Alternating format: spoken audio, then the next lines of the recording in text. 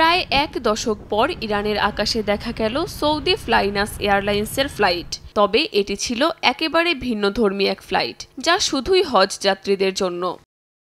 স্থানীয় সময় শনিবার ইরানের তেহরানের ইমাম খোমেনি আন্তর্জাতিক বিমানবন্দর থেকে সৌদি উড়োজাহাজ সংস্থা ফ্লাইনাসের ফ্লাইট রওনা দেয় পবিত্র ভূমির পথে। জানা গেছে, ইরানের মাশহাদে থেকেও একই রকম ফ্লাইট শিগগিরই চালু হচ্ছে। সব মিলিয়ে ৩৫,০০০-এর বেশি ইরানি হজযাত্রী এবার সৌদি আরবে যাচ্ছেন এই রুটেই। সৌদি বেসামরিক বিমান চলাচল কর্তৃপক্ষের এক কর্মকর্তা জানিয়েছেন, ফ্লাইটগুলো সম্পূর্ণভাবে হজ যাত্রীদের জন্য বরাদ্দ, কোনো বাণিজ্যিক উদ্দেশ্য নেই এতে। তবে বিশ্লেষকদের দাবি, সৌদি এয়ারলাইন্সের এই অংশগ্রহণ শুধু ধর্মীয় নয়, কূটনৈতিক দিক থেকেও তাৎপর্যপূর্ণ।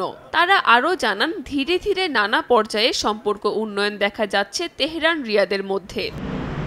২০১৬ সালে সৌদি আরবের শিয়া অনুসারীদের নেতা নিমর আল নিমরের মৃত্যুদণ্ড কার্যকরকে কেন্দ্র করে ইরানের সৌদি দূতাবাসে হামলা হয়। এরপর দুই দেশের মধ্যে সম্পর্ক ছিন্ন হয়, বন্ধ হয় সরাসরি হজ ফ্লাইটও। সেই বছর কোনো ইরানি হজযাত্রী সৌদিতে প্রবেশ করতে পারেননি। পরবর্তী সময়ে শুধু নিজস্ব চার্টার্ড ফ্লাইটেই হজ করতে পারত। তবে ২০২৩ সালের মার্চে চীনের মধ্যস্থতায় দুই দেশ পুনরায় কূটনৈতিক সম্পর্ক স্থাপন করে।